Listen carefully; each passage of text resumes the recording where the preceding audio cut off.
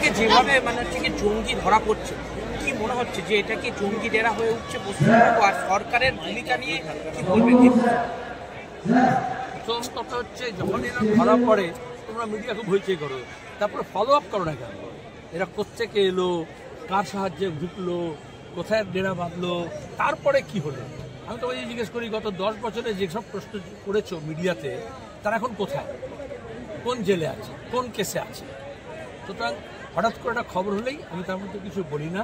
রাজ্য সরকার এবং কেন্দ্র সরকারের একটা দায়িত্ব, এটা খবর মিডিয়ার দায়িত্ব নয়, আমাদেরও দায়িত্ব নয়, যে এক সীমানা পেরিয়ে যাতে না ঢোকে তার জন্য কেন্দ্র সরকারকে পাহারা বিএসএফ কী করছে, দেশের অভ্যন্তরে করছে পুলিশিং না বর্ডারে করছে? আর দুই, অভ্যন্তরে যে পুলিশ আছে তারা এত মিথ্যা মামলা দিচ্ছে বিরোধীদেরকে, তো তারা এই ধরনের যারা নাশকতামূলক কাজ করতে পারে বা করে যুক্ত তাদের বিরুদ্ধে ব্যবস্থা নিচ্ছে না।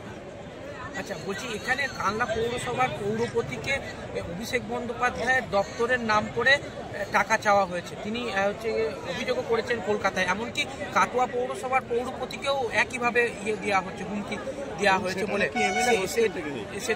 সেটা এমএলএ হোস্টেল থেকে হচ্ছে।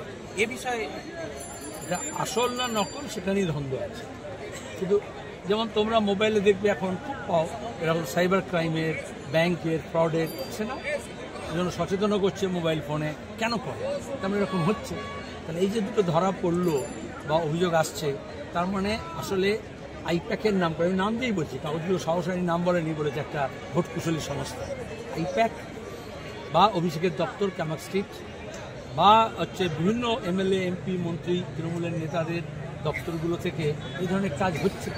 মানে তৃণমূলকে ভয় দেখিয়ে টাকা তোলাবাজি করছে, যার ফলে এর মধ্যে কিছু লোক ধান্দাবাজি ঢুকতে পারে। এবার এটা তৃণমূলকে জিজ্ঞেস করতে হবে যে তারা এরকম ব্যবস্থা রাজনীতি করলেন কেন, যে চেয়ারম্যান থাকতে পারবে কি থাকতে পারবে না, এখানকার মানুষের ব্যাপার না, আইপ্যাক কী বলবে বা অভিষেকের দপ্তর কী বলবে। তাহলে এগুলোকে বলে একটা এক্সট্রা কনস্টিটিউশনাল অথরিটি তৈরি হচ্ছে। সংবিধান বহির্ভূত সংস্থা যখন কাজ করে, অথরিটি তৈরি হয়, তখন এই ধরনের ছ্যাবলামি চোখে পড়ে। আসলে তৃণমূল দল আমাদের রাজ্যের প্রশাসনে এই ব্যবস্থাই করেছে। একটা নবান্ন থেকে চলছে, একটা কালীঘাট থেকে চলছে, একটা ক্যামাক স্ট্রিট থেকে চলছে, এবং আইপিএস আইএস অফিসারগুলো তারা চোর ধরার বদলে, দর্শক ধরার বদলে এদের সেবা দাসে পরিণত হয়েছে। যার ফলে এখন সাধারণ মানুষ তো ভুক্তভোগী ছিলই, সাধারণ ব্যবসায়ীদের তো তোলাবাজি হচ্ছিল। অভিষেকের দপ্তর থেকে ফোন করে আইএফবির মতো সংস্থার কাছ থেকে টাকা নিয়েছে, সেটা ওদের কোম্পানির কাগজে লেখা আছে, কিন্তু কোনো তদন্ত হয়নি। আর এখনও দাঁড়িয়ে দেখা যাচ্ছে কে এমএলএ হবে, কে এমপি হবে, কে পুরসভা থাকবে, কে ব্লকে থাকবে, কি থাকবে না, সেটা কে কত টাকা দিতে পারছে তার উপর নির্ভর করছে। এই টাকা পয়সার বিনিময়ে যখন রাজনীতি পরিচালনা হয় তার পরিণতি এরকম। তন্ময় ভট্টাচার্যের সাসপেনশন নিয়ে একটা বিতর্ক হয়, পরবর্তীকালে আপনাকে বলতে হয়, গণশক্তিতে আপনি বিবৃতিও দেন আর কি, এটা কেন হলো আর কি?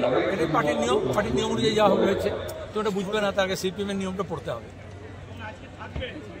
বলছি দক্ষিণ 24 পরগনায় বেশ কয়েকজন জেলা কমিটি থেকে নাম প্রত্যাহার করে নিয়েছে, এই নিয়ে একটা বিতর্ক হচ্ছে, আপনি কি বলবেন? দক্ষিণ 24 জেনারেলের কাছ থেকে ওখানকার রিপোর্টাররা রিপোর্ট করেছে যে এখানে কালনাতে বর্ধমানে খবর রাখো, ভালো হবে, তাহলে খবর পাবে।